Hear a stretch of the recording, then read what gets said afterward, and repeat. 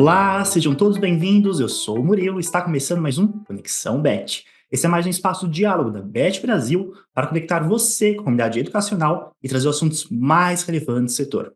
Se você é novo por aqui, se inscreva no canal e ative as notificações para não perder nenhum conteúdo. Bom, aqui comigo hoje está o Emerson Bento Pereira, diretor de tecnologia educacional do Colégio Bandeirantes. O Emerson acaba de lançar um livro chamado Digital, uma mudança cultural, como a tecnologia impacta o dia a dia de pessoas, escolas, empresas, igrejas, governos e ONGs. Exatamente sobre essas transformações que nós vamos conversar aqui hoje. Emerson, seja bem-vindo, obrigado por ter topado participar. Oi, Murilo, obrigado pelo convite, é um prazer estar aqui com vocês.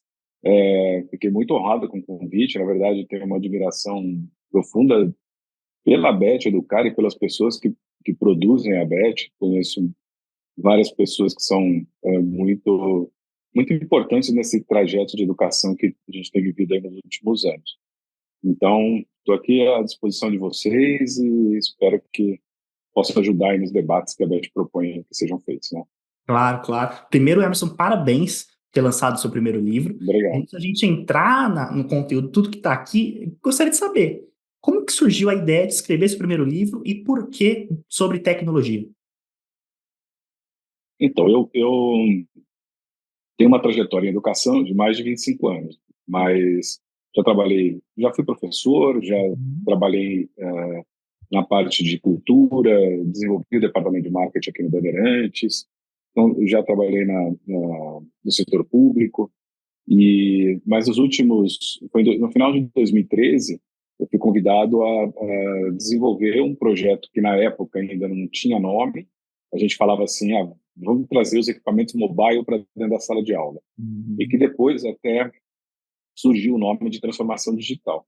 Então, em 2013, a gente começa oficialmente o processo de transformação digital do Bandeirantes. E aí a minha entrada maior na tecnologia educacional foi nesse momento. A partir daí, eu comecei a ver o quanto que a tecnologia, eu costumo dizer assim, Murilo, se a tecnologia muda as coisas, Uhum. é a cultura que molda o futuro. Sim. Então, o que que eu estou querendo dizer com isso? Que a tecnologia, sim, vai tirar as coisas do status quo, mas para onde a gente vai, como a gente vai construir esse futuro, são as pessoas e as relações entre as pessoas que vão moldar esse futuro que está por vir. Então, pensando um pouco nisso, foi que eu acabei achando que era um bom momento, depois de 10 anos produzindo essa transformação, ou liderando essa transformação digital no Bandeirantes. Eu achei que era hora de consolidar um pouco com os conceitos que eu estudei durante o caminhar, porque quando a gente começou o processo de inovação, a gente não tinha muito benchmark, Uhum. a gente precisava aprender enquanto caminhava, e eu trago um pouco das teorias que ajudaram a apoiar esse projeto que a gente teve aqui no Bandeirantes. Ah, legal. Então isso já faz parte do seu dia a dia, que foi, você fez só em colocar em Já, palavras agora no livro tudo isso que você viveu durante esse é, tempo de Bandeirantes. tem uma parte até no comecinho do livro, eu conto um pouco dessa Uhum. história de como foi no Bandeirantes, que foi muito difícil. Uhum. Às vezes, quando as pessoas vêm aqui visitar e veem os Uhum. alunos usando muita tecnologia, dá a impressão de que foi simples, mas eu brinco aqui que eu já fui a pessoa mais odiada da escola quando a gente estava começando o processo, porque a gente tinha que sair de um lugar que era um lugar em que as pessoas diziam com razão, que era assim, com razão assim, não estava errado o raciocínio, Sim. que pô, mas a escola está indo tão bem, por que que a gente precisa mudar tanto? Uhum. Sim. Mas a gente dizia, não, porque o mundo está mudando e a gente precisa trazer aquelas demandas do mundo para dentro da sala de aula. E foi nesse processo que eu entrei nesse projeto de transformação digital e, como eu te falei, assim, não tinha muita teoria. Eu tinha que buscar Uhum. teoria em outros lugares. Pra você ter uma ideia, eu me lembro logo no começo, lá em 2014, e a gente não tinha experiência de Wi-Fi em escola. E quando a gente conversava com o pessoal da Apple Brasil, eles também não tinham ninguém para indicar para a gente aprender como é que fazia aquilo. Uhum. Então vinham dois engenheiros da Apple aqui na época que eles ajudavam a gente a tentar entender como é que a gente mantinha as máquinas, tanta máquina conectada ao mesmo tempo. Então, era realmente um desafio desde o começo. E aí eu tentei sintetizar esse percurso no livro, trazendo essas teorias que apoiaram e contando um pouco da história ao mesmo tempo, para as pessoas conseguirem entender onde é que a teoria estava vinculada no projeto daqui do Bandeirantes. Mas eu também decidi ampliar um pouco, porque no meio desses estudos eu percebi que a mudança cultural ela era muito maior, ela não era exclusividade da escola. Sim. Ela estava acontecendo em todos os lugares. Então, eu busquei entender como é que as outras instituições também estavam lidando com essas transformações, e aí eu relato um pouco disso no livro. Sim. E durante esse processo de pesquisa, para elaboração do livro, Emerson, quais foram as principais descobertas ou desafios que você encontrou, principalmente quando a gente fala de tecnologia, que é um assunto que vive em constante mudança, né? Está sempre tendo que se Uhum, atualizar. Quais foram os principais pontos que sim. você descobriu durante esse processo? Olha, eu acho que a teoria que mais me impactou foi a teoria de redes do Paul Barron, Uhum, que eu falo bastante disso no livro, porque ali ele fala, é uma história rapidinha que eu acho que vale a pena, que durante a Guerra Fria, os americanos queriam entender como é que eles conseguiriam proteger ao máximo as informações deles, uhum, de forma que se alguma central fosse atacada, as informações não se perdessem. Esse desafio foi colocado para os matemáticos da época. E aí o grupo do Paul Barron desenvolveu uma teoria que é chamada de teoria de redes, em que eles colocam três possibilidades das coisas acontecerem. Uma é uma rede centralizada, uma rede descentralizada e uma rede distribuída. Para simplificar, uma rede centralizada é um ponto com vários pontos ligados nesse único ponto. uhum, Uma rede distribuída, se a gente pensar numa hierarquia de empresa que a gente tem, um chefe com um chefinho, com outro chefe, várias pessoas embaixo, essa estrutura hierárquica é a estrutura descentralizada. uhum, E a estrutura distribuída é a estrutura em rede. E aí ele mostra, nesse caso, que se os russos, os soviéticos na época, atacassem aquele centro, ele desconectaria todo o resto. sim. Na descentralizada, se ele atacasse um dos hubs, ele desconectaria todo o hub. Na distribuída, como todos os pontos estão ligados em todos os pontos, se ele atingisse um ponto, todos os outros continuariam conectados. E isso, desse modelo matemático, na verdade, é que sai a teoria de redes e a formulação da internet, com os servidores em pontos diferentes. Então, quando eu vi isso e vi que as pessoas estavam começando a ter um tablet na mão, Uhum, e que esses tablets estavam conectando todas as pessoas, o que ficava muito claro é que o que estava mudando não era só a tecnologia, era a forma como a gente ia se relacionar, que é o uhum, que a gente está vendo hoje, que é todo mundo em rede, em WhatsApp, em ferramenta de rede social. Então, essa teoria foi uma que me impactou bastante. E uma outra foi durante o processo. Esse eu elegeria duas principais, assim, apesar de ter outras. E uma outra foi durante o processo, em que quando a gente começou a mudança, começou a ter muita gritaria, do tipo, isso não vai funcionar, isso não está funcionando, isso... E aí eu tive contato com a teoria de difusão de inovação. E na teoria de difusão de inovação, o que se explica é que você tem qualquer coisa que você for começar a fazer de novo, você vai ter 20% de pessoas que vão aderir à inovação, uhum, 20% que vai resistir bravamente à inovação, e você tem 60% que fica esperando uhum, para ver o que vai acontecer.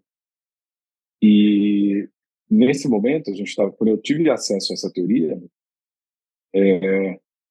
aqui na escola estava tendo muito barulho, porque a gente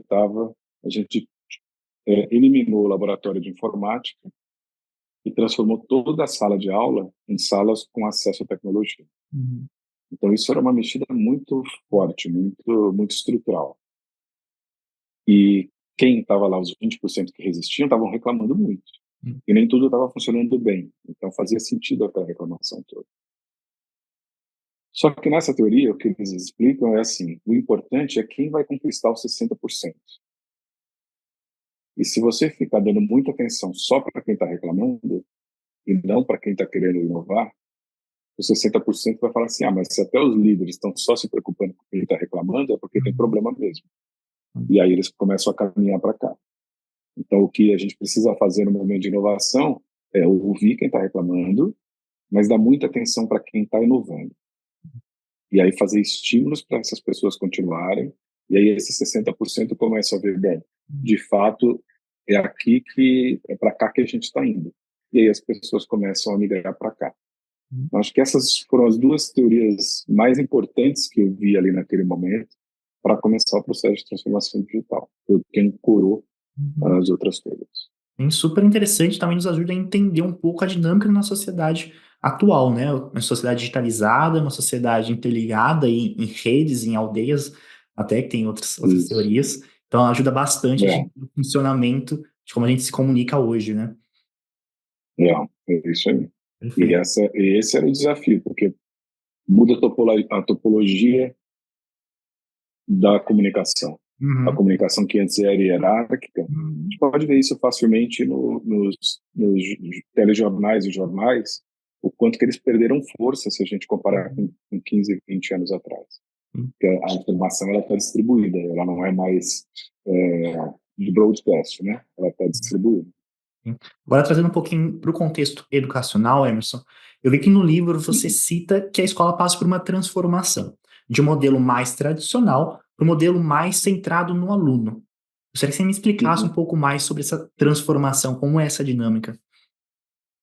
Eu posso te dar alguns exemplos. Por exemplo,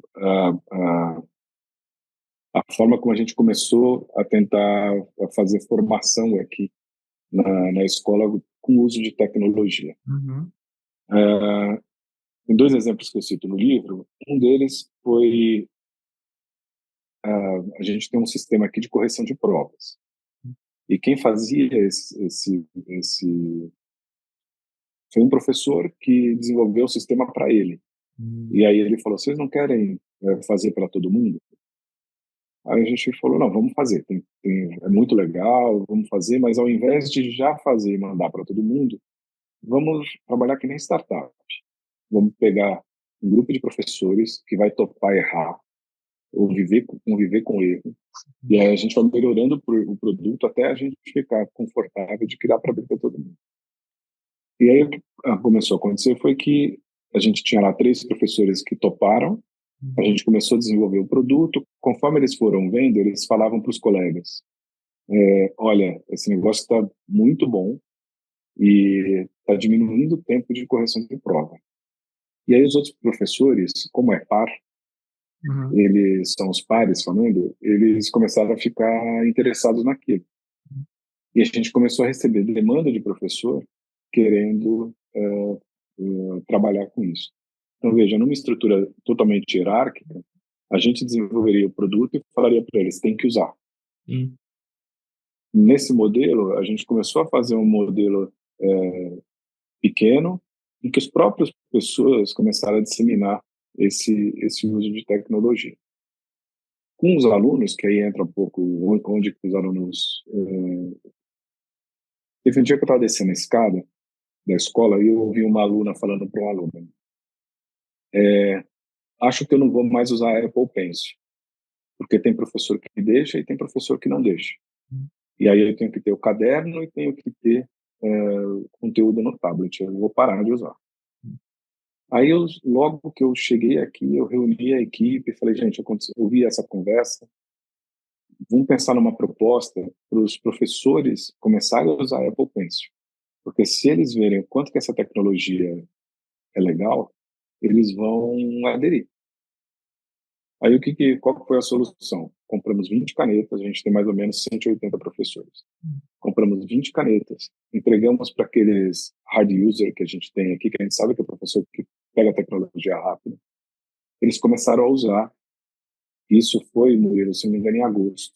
uhum, Em outubro, a gente tinha uma lista com praticamente 100% dos professores pedindo a Apple Pencil. Olha. Por quê? Porque foram os próprios professores que estavam usando e eles observando os professores usarem que eles viram a utilidade da tecnologia. Então, de novo, ao invés da gente comprar a Apple Pencil, entregar para todo mundo e falar que todo mundo tinha que usar, a gente usou a rede distribuída, quer dizer, os próprios colegas para fazer a disseminação da tecnologia. E com isso, a gente consegue entender melhor a experiência do nosso aluno, que aí eu acho que entra na tua pergunta. Quando a gente prepara a escola para entender a realidade do aluno, a gente se conecta com eles e aí as coisas fluem com mais facilidade. Então, hoje, os professores não proíbem o uso de Apple Pencil porque eles usam. Hum. E a gente conseguiu mostrar para eles o quanto que é bom para a vida deles. Pra você ter uma ideia, isso foi em novembro de 2019. Em 2020 começa a pandemia. E aí as aulas, as videoaulas que muitos professores gravavam, eram feitas com a Apple Pencil. Então foi uma tecnologia que no final, quando foi para março, que a gente ficou todo mundo isolado, os professores usaram demais, eles já tinham aquela tecnologia como algo do dia a dia deles. Sim. E o Então, interessante que você traz, Emerson, no exemplo que você trouxe da correção de provas, né? Que foi o próprio professor da escola que, enfim, construiu a solução e replicou. Isso foi uma questão interna e não uma coisa que veio de fora, que veio de outro país. Foi o próprio professor da escola que trouxe. é, ele trouxe e ele recebeu todo o apoio da equipe de sistemas para transformar uma experiência que era a Uhum. única dele Sim. para uma experiência de todos. E hoje, para você ter uma ideia, assim, um professor que recebe o lote dele de provas para corrigir, ele continua corrigindo em um terço do tempo, Uhum. só que... E por que é esse um terço do tempo? Quando ele corrige a questão, o próprio sistema já soma a nota do aluno e já publica Uhum. no boletim do aluno. Então, hoje, o professor não tem aquela coisa de somar pontinho, Uhum. de conferir se somou os pontos certos, de colocar a nota na prova, de depois pegar essa nota e colocar numa filipeta que depois vai para o sistema para alguém Uhum. digitar ou alguém. Todo esse processo ficou automatizado. Então, quando a tecnologia chega para ajudar as pessoas, aí ela vale. Sim. E é isso que a gente tenta fazer por aqui. Sim. Em outro trecho do livro, Emerson, você cita a escola do futuro. Gostaria de saber Uhum. como é a escola do futuro. Então, você sabe que eu fiz essa pergunta pro Novo, né? Para Sim. o professor Novo. E a pergunta que eu fiz, porque eu fiquei muito feliz com a resposta dele, então Uhum. vou reproduzir o que ele me falou. A pergunta foi assim: professor, se o senhor vendar meus olhos, pegar minha mão, me levar até a escola que o senhor acha que é a escola ideal, a gente entrar nessa escola, quando abrir a porta, o senhor tira a venda do meu olho. O que eu vou enxergar? Descreve para mim o que eu vou enxergar. Aí ele falou um espaço como se fosse um grande espaço de uma biblioteca, não exclusiva de livros, Uhum. com muito acesso a conhecimento. Quando você olhar um pouquinho para o lado esquerdo, você vai enxergar um grupo de alunos estudando juntos. Se você for andando um pouco mais com o teu olhar caminhando um pouco mais para o lado direito, você vai encontrar um professor tirando dúvida de aluno. Você continuar caminhando, você vai ver um aluno trabalhando com a máquina. E ele foi descrevendo assim várias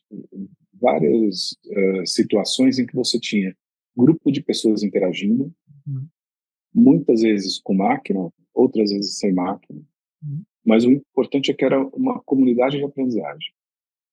E não, o que me chamou muito a atenção, por conta de todas essas teorias que eu te trouxe antes, é que ele não falou em formato de sala de aula. Uhum.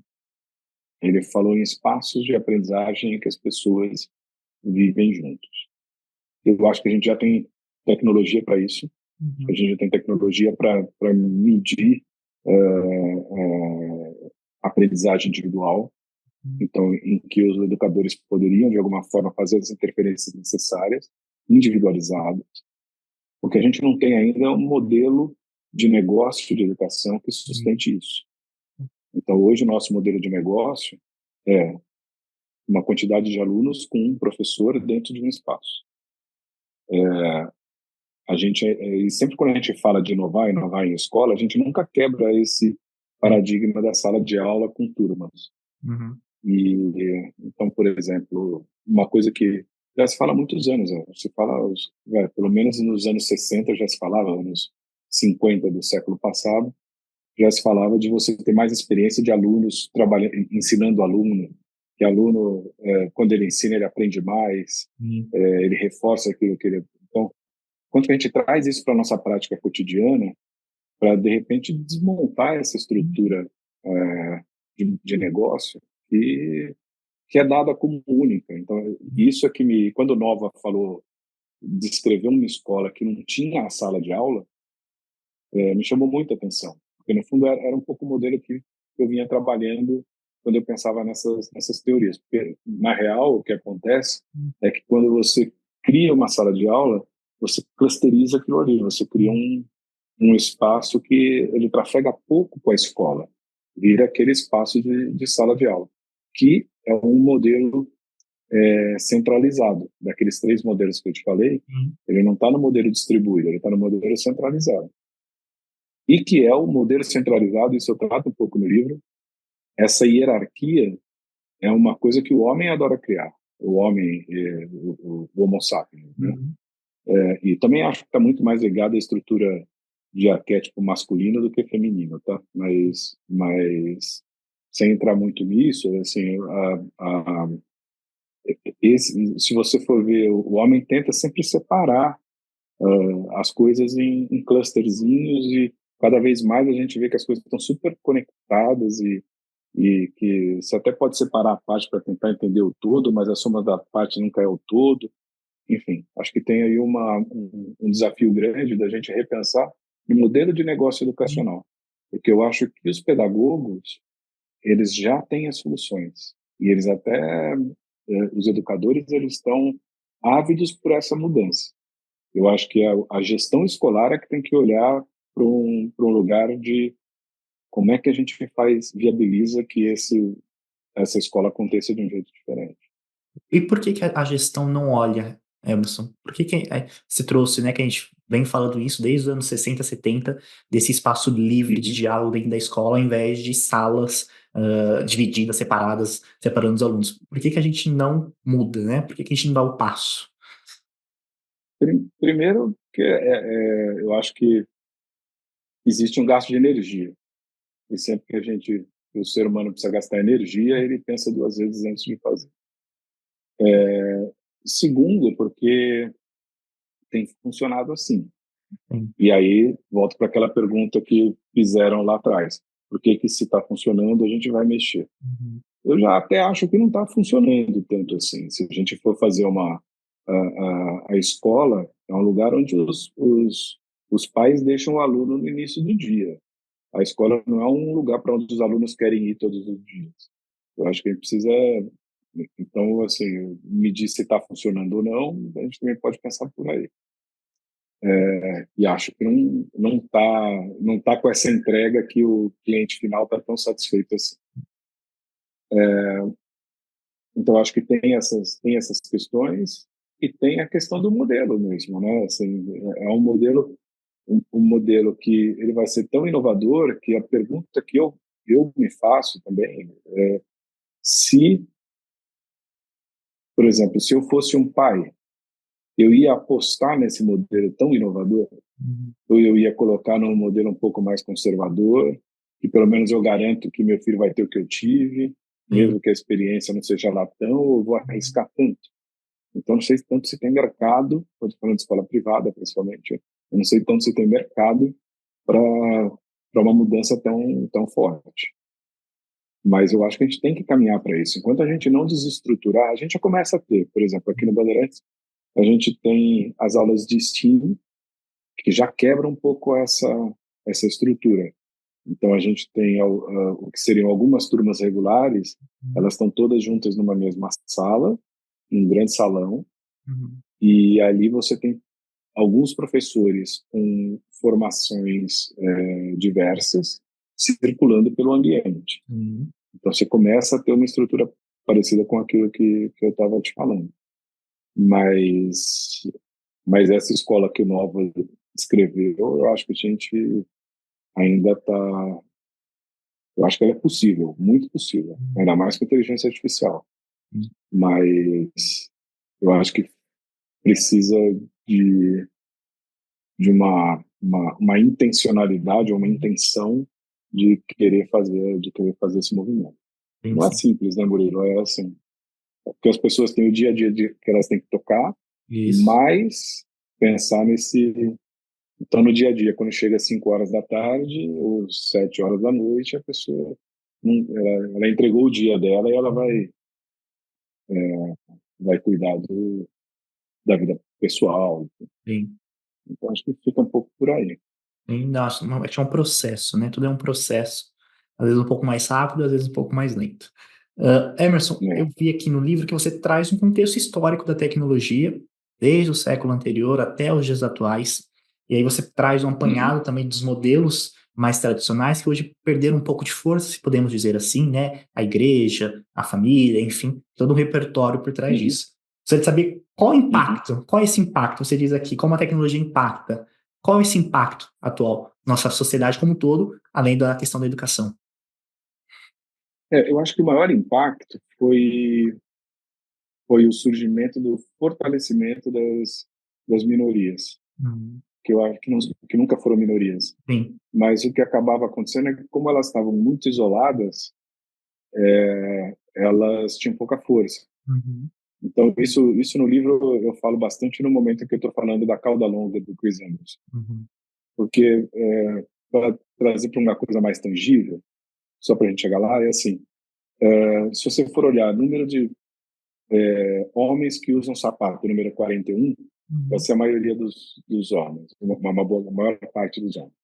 Depois que usa 40 e 42, 43 e 39. Então, é uma escala que é uma curva distribuída. Assim. E aí, eu me lembro, eu já estou com 53 anos, né? E eu me lembro que lá atrás, eu tinha um amigo que calçava 45. uhum, E ele não achava sapato em lugar nenhum. Tinha uma loja específica lá em Santo Amaro que ele tinha que ir para comprar o sapato dele. Ou ele tinha que mandar fazer. uhum, E por que que isso acontecia? Porque a distribuição o que que as empresas faziam?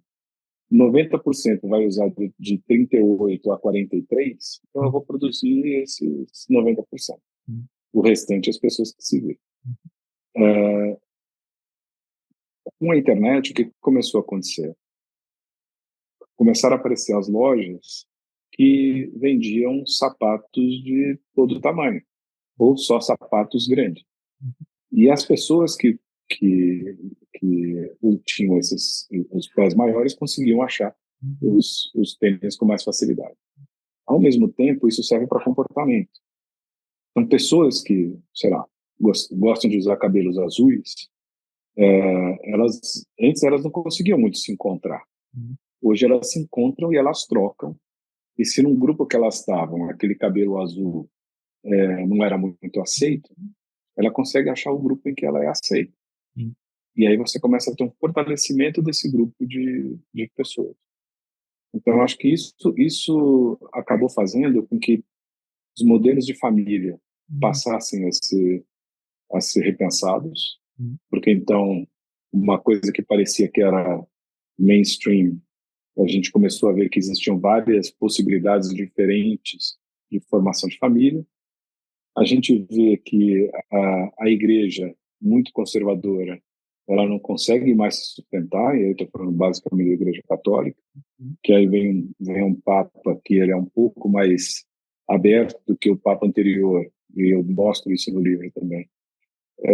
Ele começa a olhar para as outras pessoas que não estavam dentro daquele mainstream que a igreja focava e defendia as empresas, ainda mais com a chegada dos millennials nas empresas.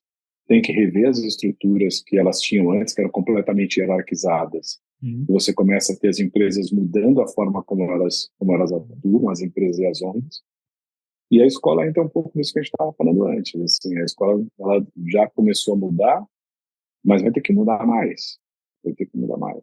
Porque a informação hoje chega de tudo que é canto. Então, em tese, o valor do professor já não é mais tanto a informação, é a aprendizagem e mais a questão de relacionamento, enfim. Entra muito mais um viés de um educador do que de um professor, né? De um professor de conteúdo. Então, e eu acho isso muito positivo, sabe, Murilo? Porque eu convivo muito com professor e também com muitos professores que vão no começo da carreira. A gente percebe que o professor que é apaixonado por educar, que é o professor educador, esse esse professor ele quer cuidar de coisas a mais do que simplesmente ensinar a disciplina.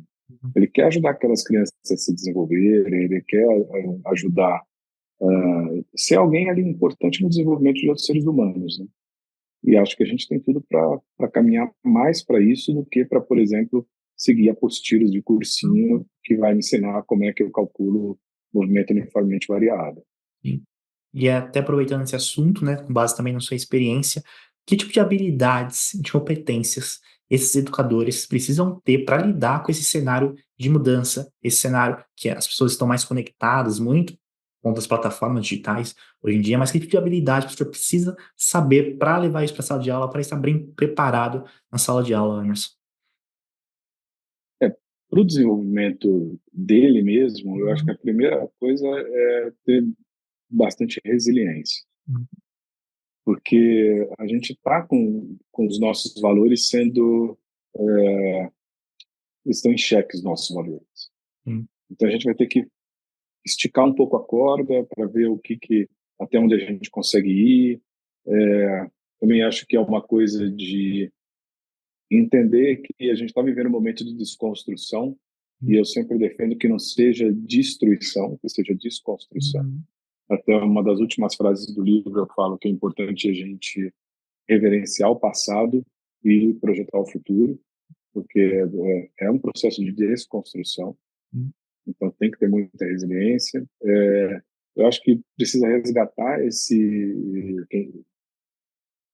lugar de educador mesmo, porque a gente não pode deixar que, por exemplo, uma máquina como um tablet, que tem uma capacidade de melhorar a produtividade dos nossos alunos. Uhum. Produtividade no sentido de aprendizagem mesmo, de aprender mais, de aprender melhor,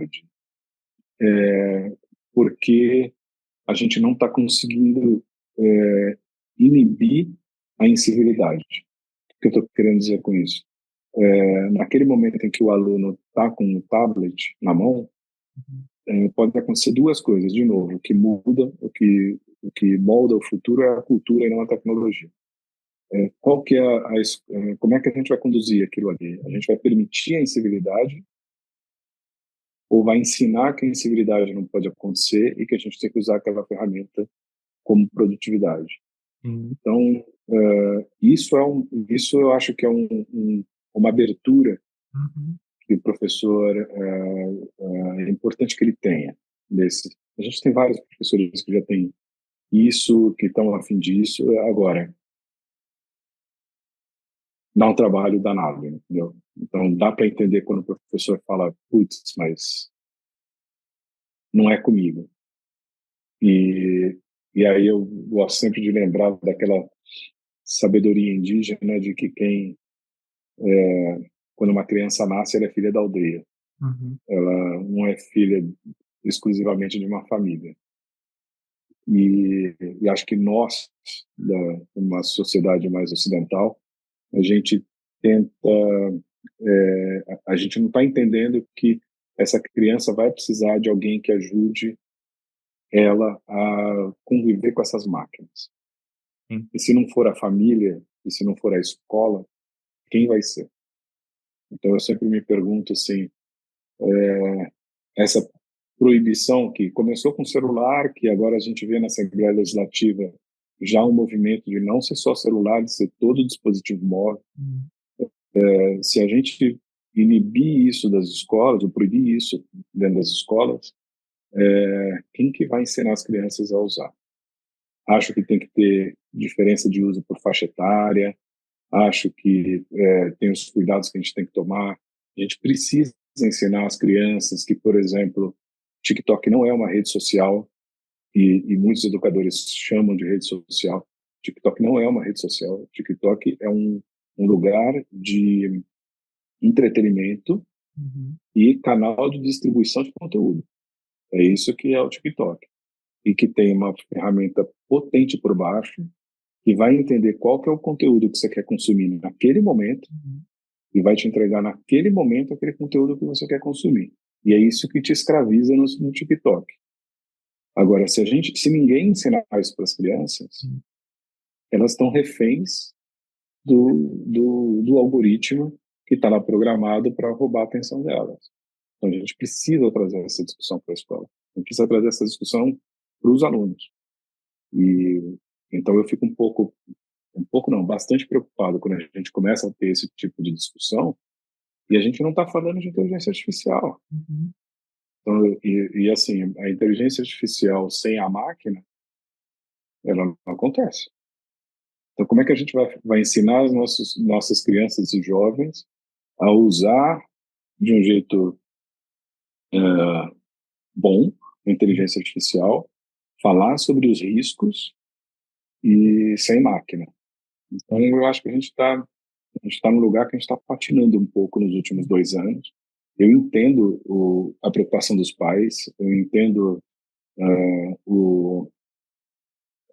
acho que até um desespero um pouco dos professores, porque o nível de incivilidade vai subindo, porque não fica claro, mas eu acho que somos nós adultos que temos que trazer uma resposta para as nossas crianças e jovens. Então, como é que eu acho que está faltando a gente sentar de fato e olhar criticamente e não aceitar simplesmente Tem um vídeo que eu acabei de assistir esses dias do Paulo Freire, que a jornalista pergunta para ele sobre o uso se o professor deveria usar ou não televisão. E o Paulo Freire responde: um professor que não está antenado com todas as tecnologias que a vida cotidiana está trazendo, ele não está exercendo a profissão dele no máximo que ele pode exercer. Então, acho que isso é um debate que a gente tem que fazer. Ao invés de já sair proibindo, acho que a gente precisa conversar. Sim. E às vezes o aluno ele pode não utilizar na escola, mas ele utiliza em casa, né? Então acho que o ponto central é a educação de que forma ele vai utilizar essa tecnologia, mais do que proibir em determinado local, é de que forma ele está utilizando, né? Exato. E é essa consciência, porque, por exemplo, o Discord, que é uma plataforma que eles usam muito, não é na escola que eles usam, é em casa. E talvez seja uma das mais preocupantes aí, porque a maioria dos pais nem sabe que os filhos usam Discord. E como que as redes ali dentro funcionam, enfim. Então, mesmo essa teoria de redes que eu te falei, assim, eu vejo quando eu faço palestras que, apesar de ser uma teoria dos anos 60 do século passado, ela ainda é muito pouco conhecida, né? E é ela que está mudando a topologia das relações. Perfeito, perfeito, Emerson. Já para a gente finalizando, infelizmente, gostaria de saber o que você espera que os leitores aprendam a partir da reflexão do seu livro, que foi lançado recentemente. Que mensagem você espera que o pessoal saia depois de ler aqui esse livro?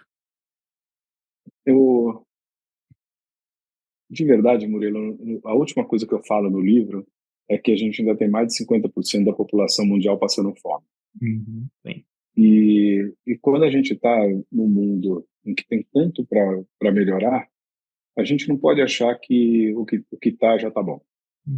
Eu acho que a gente precisa, como eu já falei aqui algumas vezes, reverenciar o passado, agradecer as pessoas por terem nos trazido até aqui. Acho que o mundo tem melhorado. Se a gente for olhando numa escala dos anos, a gente vê que o número de conflitos. A gente tem criado alguma civilidade maior do que, apesar de alguns momentos a gente achar que tem um retrocesso, mas a gente vê que é assim mesmo, né? As coisas não crescem linearmente, elas expandem e voltam, expandem e voltam. E apesar de a gente viver essas coisas, de parecer que a gente está regredindo, mas eu acho que se a gente for olhar ao longo dos anos, a gente vê que dos séculos, a gente vê que a humanidade está melhorando. Mas a gente precisa continuar melhorando, ainda tem muita gente precisando. Então não vai ser nos mesmos mapas que a gente vai melhorar. Então a gente precisa estar aberto à inovação, e quem estiver inovando tem que entender que a gente tem que ter muita compaixão com tudo que está ao redor. Porque às vezes para uma outra pessoa é muito doloroso mudar, mas a gente tem que acolher essa dor e fazer a mudança, porque tem muita gente que está precisando ainda. Então eu tento mostrar no livro um pouco quanto que a tecnologia muda a cultura e o quanto que a cultura molda o que a gente está tentando construir. Então a minha intenção com o livro é tentar dar um pouco de base teórica para as pessoas, simples. O livro é um livro muito fácil de ler, é uma linguagem muito simples, eu não fico tentando falar um tecnicismo ali, eu tento ser uma linguagem bem mais tranquila, mas que as pessoas consigam entender essas questões que estão sendo pano de fundo do desenvolvimento da humanidade. E espero que, de novo, né, que a gente consiga fazer isso todo mundo junto, porque no final somos uma grande comunidade e a gente precisa cuidar um dos outros e fazer disso daqui um lugar melhor, né? Perfeito, perfeito, Emerson. Muito, muito obrigado. Infelizmente, a gente vai ficando por aqui. Quero muito te agradecer pela conversa, pelo papo, Emerson. Tenho certeza que fica uma reflexão super importante aqui para nossa audiência. É isso. Muito, muito obrigado por ter participar aqui do Conexão, viu? Eu que agradeço, Murilo, de novo. Agradeço o convite e estou sempre à disposição de vocês. Sou um parceiro aí da BET, para o que vocês precisarem.